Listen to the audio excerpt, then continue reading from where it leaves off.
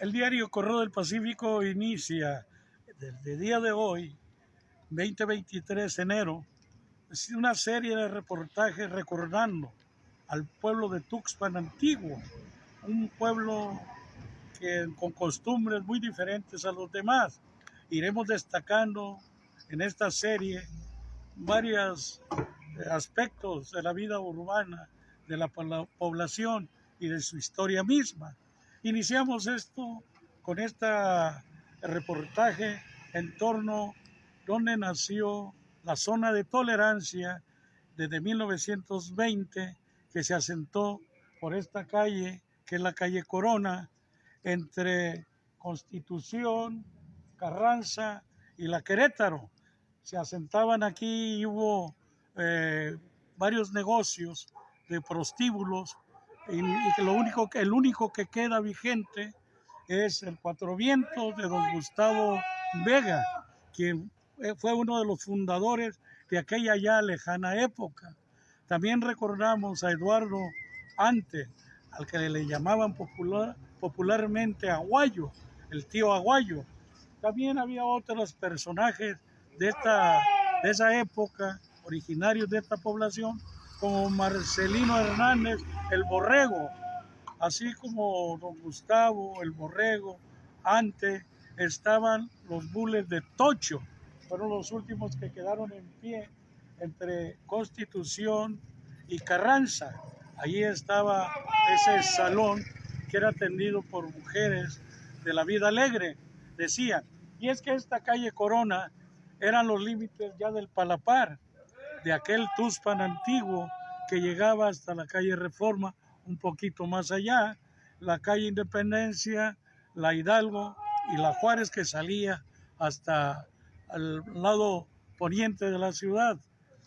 En esa época destacaron varios personajes, pues aquí inició una maestra en el negocio de la prostitución, pues todo el mundo recordamos, los que ya pintamos cana, a Enriqueta, Queta, la terca, la mujer que dio vida en la zona de tolerancia nueva que se fundó en 1938, que estuvo hasta aquí en la zona de tolerancia. Cervecería Pacífico construyó, compró a la pequeña propiedad de Pablo Piña, que era de Enriqueta Gómez, la terca, el Club Verde, que también era de su propiedad, y posteriormente hizo el Club Enricón Brujo. Debo de recordar que al inicio Marcelino Hernández el Borrego tuvo, y es el único que queda en pie, su salón, que se llamaba El Pacífico. Posteriormente todo el mundo lo conocimos como el Salón del Borrego. También asimismo el Club Molino Rojo, que era propiedad de una señora que se dedicaba a los prostíbulos, a la negra que vivía en Ruiz, y que se la regaló a sus trabajadores, Toño Villa y a Trine Miramontes. En aquella lejana época era uno de los zonas de tolerancia que contaba con una celda para internar a los que alteraban el orden, con un guardián y con policías que hacían la vigilancia permanente, pues era la orilla de la población.